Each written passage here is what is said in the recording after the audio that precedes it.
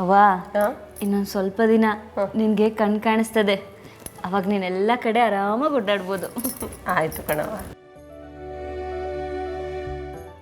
ಅಣ್ಣ, ಇವತ್ತು ಮಧ್ಯಾಹ್ನಕ್ಕೆ ಊಟಕ್ಕೆ ಏನು ಮಾಡಲಿ? ಅರೆ ನೋಡಿದ್ರು ನೋಡ್ದಂಗೆ ಕೂತವನಲ್ಲ. ಏ ವೆಂಕಿ, ವೆಂಕಿ ಅಣ್ಣ, ನೀನು ಹೀಗಿರಬೇಡ. ಯಾವಾಗಲೂ ನಗ್ನಗ್ತಾ ಇರಬೇಕು, ಆಗಲೇ ನಮ್ಗೆಲ್ಲರಿಗೂ ಖುಷಿ ಆಗೋದು. ವೆಂಕಿ, ಯಾಕಪ್ಪ ಸುಮ್ಮನಿದೆಯಾ? ಏನಾಯ್ತು? ನಿನ್ನ ತಂಗಿ ಜಾನು ಹೆಸರು ಕೇಳ್ತಿದ್ದಂಗೆ ಕುಣಿದು ಕುಪ್ಪಳಿಸ್ತಿದ್ದೆ. ಅದಲ್ಲದೆ ಅವಳ ಮೇಲೆ ಎಷ್ಟೆಲ್ಲ ಕನಸು ಕಟ್ಕೊಂಡಿದ್ಯಾ ಅಂತ ನಮಗೆ ಸಂದಾಗ ಗೊತ್ತದೆ. ಇವತ್ತು ಯಾಕೆ ಅವಳು ಏನು ಮಾತಾಡಿದ್ರು ಏನು ಮಾತಾಡ್ತಾ ಇಲ್ಲ ನೀನು? ಅದು ಏನಾಯ್ತು ಅಂತ ಹೇಳು ಮಗ.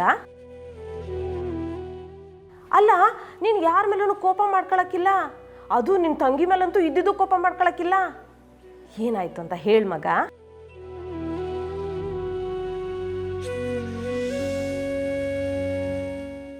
ಓ ಅವ್ವ, ನಮ್ಮ ಮನೆ ದೇವ್ರಿಗೆ ಸ್ಯಾನೆ ಕೋಪ ಬಂದೈತೆ ಕಣವ.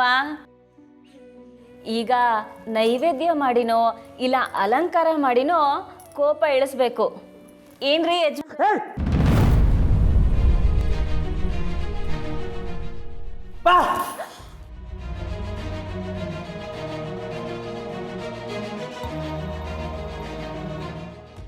ಅಣ್ಣ ಬಾ, ಎದ್ದೇಳು ಹೇಳ್ತೀನಿ. ಬಾ ಬಾ ಹೇಳ್ತೀನಿ. ಬಾ ಸುಮ್ಮನೆ. ಚಲ್ವಿ, ಚಲ್ವಿ, ಯಾಕವ್ವ ವೆಂಕಿಗೆ ಏನಾಗದೆ? ಯಾಕೆ ಹಿಂಗಾಡ್ದ? ಯಾವತ್ತೂ ಹಿಂಗೆ ಮಾಡ್ದವನಲ್ಲ. ಗೊತ್ತಿಲ್ಲ ಕಣವ. ಅಯ್ಯೋ ದೇವ್ರೆ. ನನ್ನ ಮೇಲಿರೋ ಕೋಪನ ಅದಕ್ಕೆ ಮೇಲೆ ಯಾಕೋ ತೋರಿಸ್ತಿದ್ಯಾ?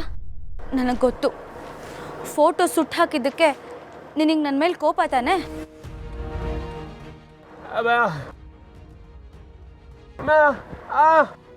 ಹೇಳ್ತೀನಿ ಅಂತ ಹೇಳ್ತಾ ಇದ್ದೀನಿ ತಾನೆ, ಯಾಕೆ ಪದೇ ಪದೇ ಹೇಳು ಹೇಳು ಅಂತ ಹಠ ಮಾಡ್ತಿದ್ಯಾ ಹೀಗೆ?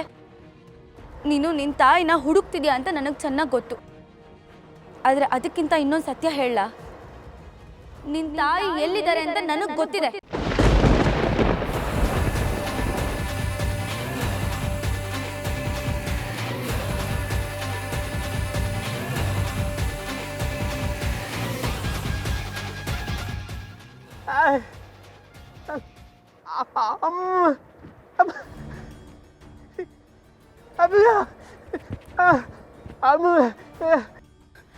ಅಣ್ಣ, ಅದು ಅಷ್ಟು ಸುಲಭ ಇಲ್ಲ ಅಣ್ಣ.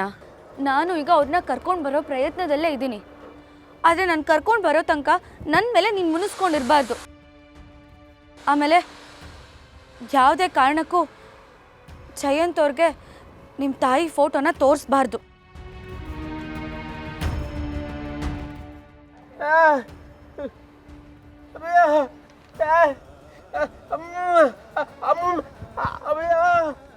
ಇಲ್ಲ, ಖಂಡಿತ ಅವ್ರು ನಿನಗೆ ಸಹಾಯ ಮಾಡಲ್ಲ.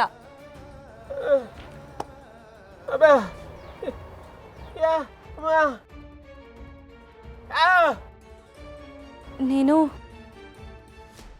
ನಿನ್ನ ಚೈಲ್ಡ್ಹುಡ್ ಫ್ರೆಂಡ್ನ ಹುಡುಕ್ತಾ ಇದೆಯಲ್ಲ, ಅವ್ರು ಬೇರೆ ಯಾರು ಅಲ್ಲ, ನನ್ನ ಗಂಡ ಜಯಂತ್ ಅವರೇ.